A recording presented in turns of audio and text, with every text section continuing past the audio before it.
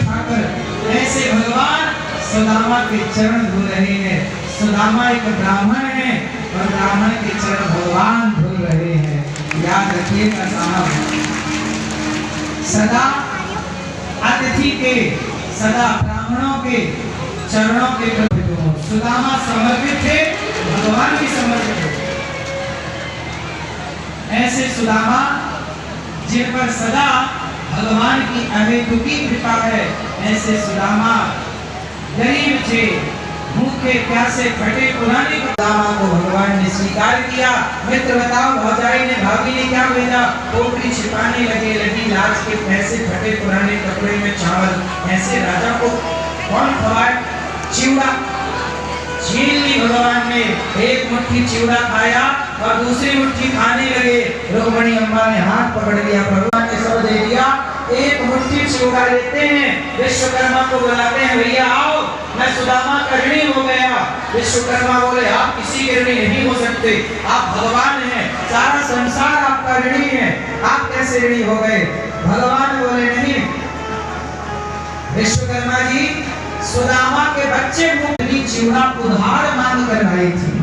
जब चिवड़ा बांध रही थी तो बच्चे टुकुर टुकुर देख रहे थे, माँ थोड़ा सा चिवड़ा हमें दे दो, माता बड़ी भूख लगी है।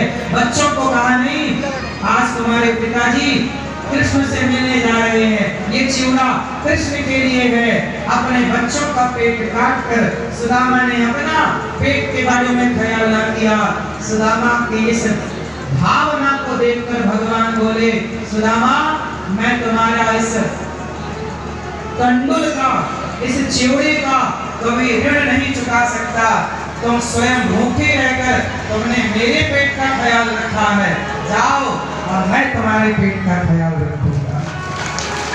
सच बताऊं साहब, जो दूसरों के पेट का ख्याल रखता है ना, भगवान उसके पेट का ख्याल रखते हैं। आप अपने पेट की चिंता ना कैसे निकाल दिया, इसलिए आप उन वृद्धाओं के पेट के बारे में सोचो, भगवान आपके पेट के बारे में सोचेगा। आप किसी के बारे में सोचेंगे तो आपके बारे में कोई सोचेगा, आप किसी के बारे में नहीं सोचेंगे तो आपके बारे में कौन सोचेगा? सुदामा ने क्या दिया भगवान को?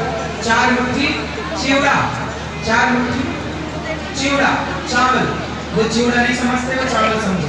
चावल का एक प्रकार चिवड़ा है, पोहा जिसे कहते हैं।